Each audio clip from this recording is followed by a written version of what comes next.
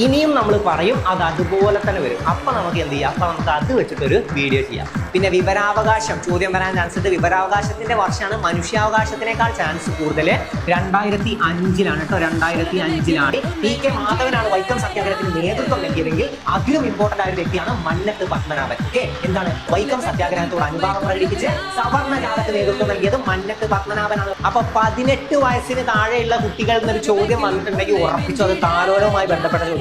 വേറെയും വരും, പക്ഷെ PSCക്ക് ചോദിക്കാൻ ഇഷ്ടം എപ്പോഴും താലോലാണ്. അപ്പായി എന്ന് വാലി ഭാര്യ, ബാലൻ ഭർത്താവ്. ഓക്കെ, വാലന്റെ ഭാര്യ വാലി കിട്ടിയില്ലേ? അപ്പോ സിംഹവാലൻ എന്ന് പറഞ്ഞാൽ അത് വാലി.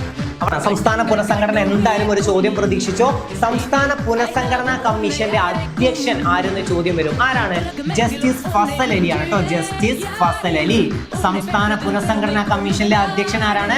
ജസ്റ്റിസ് ഫസൽ അലി. ഇതെന്താണ് ഫസൽ അലി കമ്മീഷൻ എന്നറിയപ്പെടുന്നത്? ഏതെന്ന് ചോദ്യം വന്നാലും സംസ്ഥാന പുനഃസംഘടനാ കമ്മീഷൻ ആണ് കേട്ടോ. NW3 ഒന്ന് പഠിച്ചു പോയിക്കോട്ടെ. NW3 മാത്രം ചോദ്യം വരാൻ ചാൻസ് ഉണ്ട്. NW3 കൈഗ ആണവ നിലയം സ്ഥിതി ചെയ്യുന്നത് എവിടെയാണ്? കർണാടക. കൈഗ ആണവ നിലയം സ്ഥിതി ചെയ്യുന്നത് എവിടെ? ചോദ്യം വരും കർണാടക.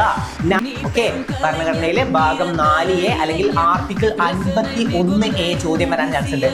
അതും ചോദ്യം വരും. ആനന്ദമഠം എന്ന കൃതിയെ കുറിച്ച് ചിലപ്പോൾ ഒരു ചോദ്യം വരും. ആനന്ദമഠം. വന്ദേ മാതരം എടുത്തിട്ടുള്ളത് ഏത് കൃതിയിൽ നിന്നാണെന്ന് ചിലപ്പോൾ ഒരു ചോദ്യം വരും. കിഴക്കോട്ടൊഴുകുന്ന 3 നദികളിൽ പെടാത്തത് ചിലപ്പോൾ ചോദ്യം വരും. പെടുന്നത് ഏതൊക്കെയെന്ന് പഠിച്ചു വെച്ചാൽ മതി. കബനി, ഭവാനി, പാമ്പാറാണ്. സംഘടനകളും സ്ഥാപകരും എന്തായാലും പഠിച്ചു വെച്ചോട്ടോ. ഒരു വട്ടം കൂടെ പറയാം. SNDP സ്ഥാപിച്ചത് ശ്രീനാരായണ ഗുരു. യോഗക്ഷേമ സഭ VT ഭട്ടതിരിപ്പാട്. പിന്നെ ആത്മവിദ്യാസംഘം വാഗ്ഭടാനന്ദൻ. അരയ സമാജം ചോദ്യം വരും. കറുത്ത അരയന്നം എന്ന് പഠിച്ചാൽ മതി. കറുത്ത അരയന്നം. അരയ സമാജം സ്ഥാപിച്ചത് പണ്ഡിറ്റ് KP കറുപ്പൻ. അരയ സമാജം പണ്ഡിറ്റ് KP കറുപ്പൻ ചോദ്യം വരും.